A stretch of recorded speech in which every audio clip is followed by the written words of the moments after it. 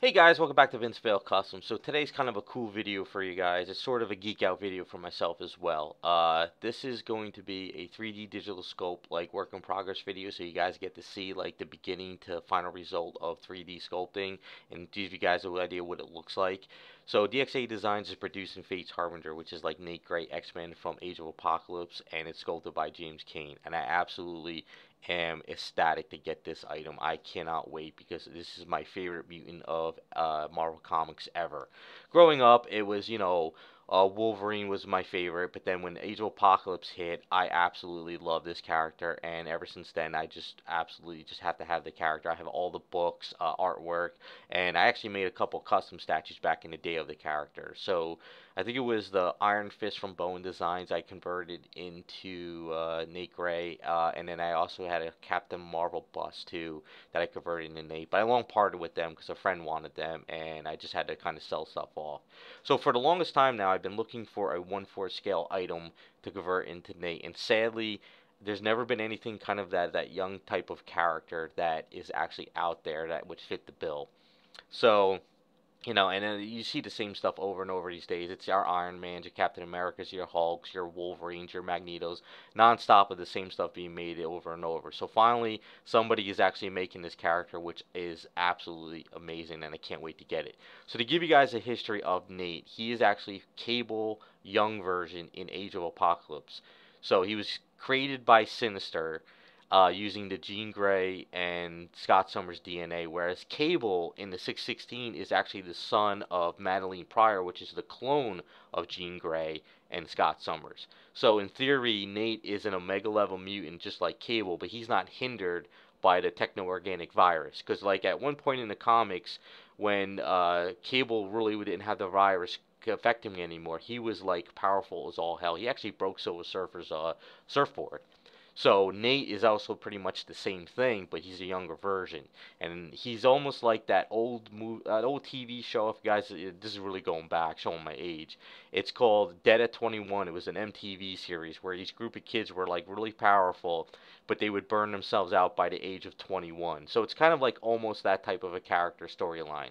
So when he came out of the Age of Apocalypse and came into the regular 616 universe, him and Cable were like, the same like energy signature, so they would actually do feedback on each other. But Cable kind of almost took him in as like a brother type thing, which is kind of cool. And it was really popular in the 90s too. He was really in the 616 universe. He was, with the X-Men a lot, so it was a really cool character. I liked it a lot that he was so powerful, but he was like didn't trust anyone because of, he was people always wanted to use him.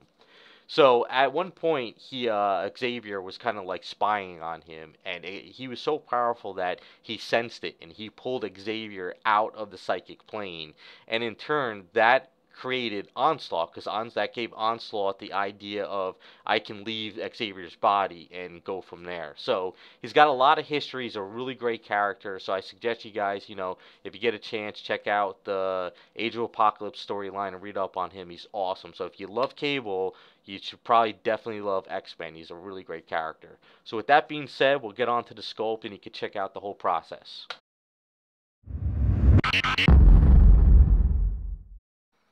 Okay, so here you're basically seeing just like it's like a sketch. It's like in 3D sculpting, you could kind of like sketch it out. You could kind of throw a couple pieces here and there, and it's easier than like clay. So this is pretty much what you're seeing in the beginning of just the idea, the base, and where they're going to go with the whole entire sculpt. So it gets the idea across real fast. So here you can see they're just throwing crazy amounts of details right away. Getting the jacket, wrinkles, the design, the belt, the hair. Designing like how we're gonna put the knee pads on, the lines around the legs. Because you can have them raised or you can have them like indented, and that's what cool thing about 3D sculpting is. With a couple clicks of the button, you could change stuff. Whereas traditional sculpting, once you sculpt it, it takes a long time to do it. But here, you can add textures, wrinkles, and just kind of run with it. And then you could add colors and lighting too, so you can see how things are really working on this. So it's really cool, the process of 3D sculpting. Definitely can do a lot in a short amount of time.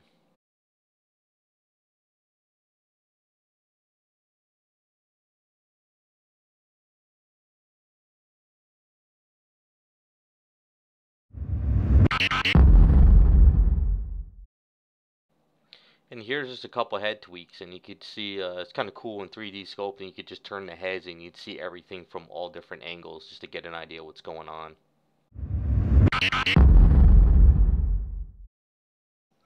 Alright, so in here you can see just by adding a couple shades of gray into the 3D sculpt, you can get a better idea where your sculpt is, and it really adds a lot to 3D sculpting. I mean, I still love traditional, but 3D sculpting is pretty cool because click of a button you can actually change the arm real quick, and you can add details. So it's pretty cool how this comes together.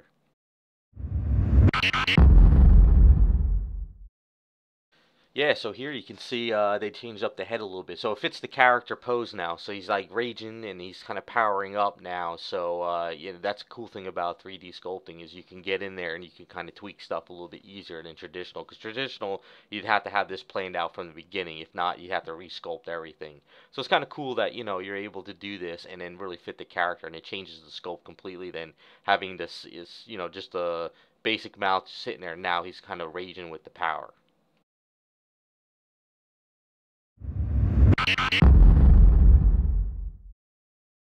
Alright, so here it's pretty cool. You can see how it's come together. They did a lot of tweaking. They did a lot of designs. They took some wrinkles out of the jacket, so it's a little bit more of like a leathery jacket instead of just something that's crazy wrinkly.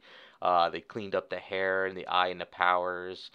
And just, I guess at this point, it's kind of like fine tuning it and getting it together. And it's just, you can see how it comes together nice and smoothly in 3D sculpting. Because 3D is kind of like the future. And I guess, it's easier to do changes and everything. But you can really see how this comes together now. It's definitely fitting the character. You can see he's just powering up and he's kind of floating a little bit, and the smoke and the ground is being pushed away. So it's a really great design, and it's really come together.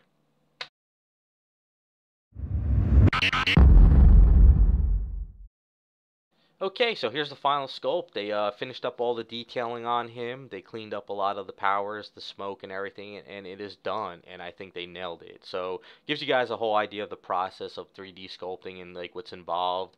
And DX80 Designs did a great job with designing this character because I like the idea that we're focused on the character. He's powering up. He's using his abilities.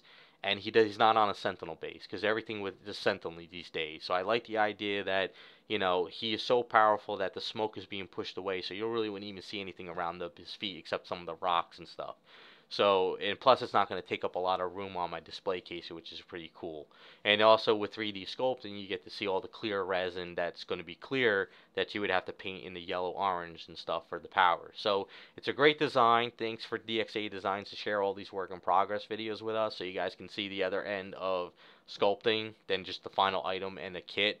So it's pretty cool, and it's going to be a lot of fun to paint. It's going to be a holy grail for myself. So James, you nailed this piece. It's an amazing item. I can't wait to get it. I think when I do get it, we'll do a kit review, and we'll definitely do a work in progress video painting the blue leather jacket to the blue outfit, because we'll kind of break up the colors so it's not just blue, blue, and blue, all the same color, and yellow like I did with my bow and stuff back in the day. So now that I've, gotten a lot more experience and, different techniques, we'll kind of make this character really stand out and be pretty cool.